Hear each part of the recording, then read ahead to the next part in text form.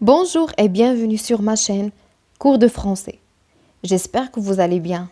Alors aujourd'hui, nous allons parler de la deuxième partie de figures de style. C'est les figures d'opposition. Tout d'abord, et avant de commencer, les figures d'opposition, qu'est-ce que c'est? Regardez bien le mot opposition, qui a pour synonyme contraste, affrontement, discordance. Alors, une figure d'opposition, c'est une stratégie d'écriture qui permet de poser un élément, une personne, une idée ou bien un sujet, etc. De l'opposer à un autre élément, également une personne, une idée, un sujet, etc. Le rapport entre les deux est donc un rapport d'opposition. Cela permet de mettre en valeur des contradictions entre deux personnes, deux situations ou bien deux idées. Généralement, il y a 4 types d'opposition. Premièrement, l'antithèse. Deuxièmement, l'antiphrase. Troisièmement, l'oxymore. Et enfin, le chiasme. Commençons-nous par l'antithèse. L'antithèse, c'est une figure qui rapproche deux contraires, deux termes ou idées qui s'opposent par le sens, dans un même énoncé.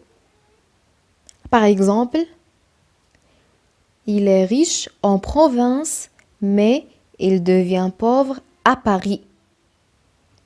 Comme vous voyez, on a le mot riche s'oppose à le mot pauvre. Alors, dans cette phrase, on a deux mots opposés, donc il s'agit d'une antithèse.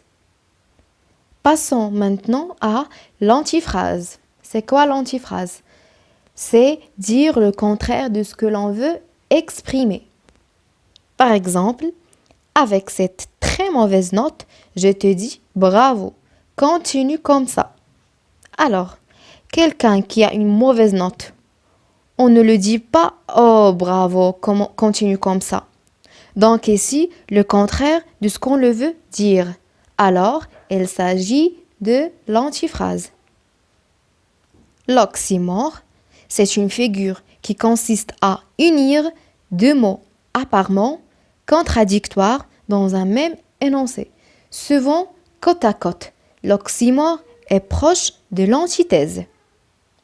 Par exemple, un cri silencieux. Regardez bien, on a cri, c'est-à-dire le bruit, et on a silencieux. Ici, on a deux mots opposés, cri, silencieux, mais côte à côte. Alors ici, il s'agit d'un oxymore.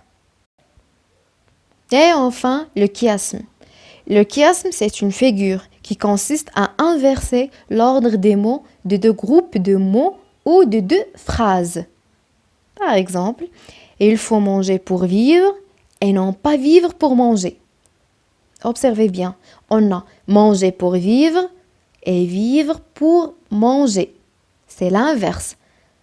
On a commencé avec manger pour vivre, mais dans la deuxième phrase, on a commencé avec vivre pour manger. C'est l'inverse. Alors, il s'agit d'un chiasme. Et voilà, notre cours est terminé. En attendant la troisième partie du cours, j'espère que la leçon est bien expliquée. Si vous avez aimé la vidéo, laissez un commentaire, abonnez-vous sur ma chaîne, partagez la vidéo avec vos amis et activez la cloche. À très bientôt.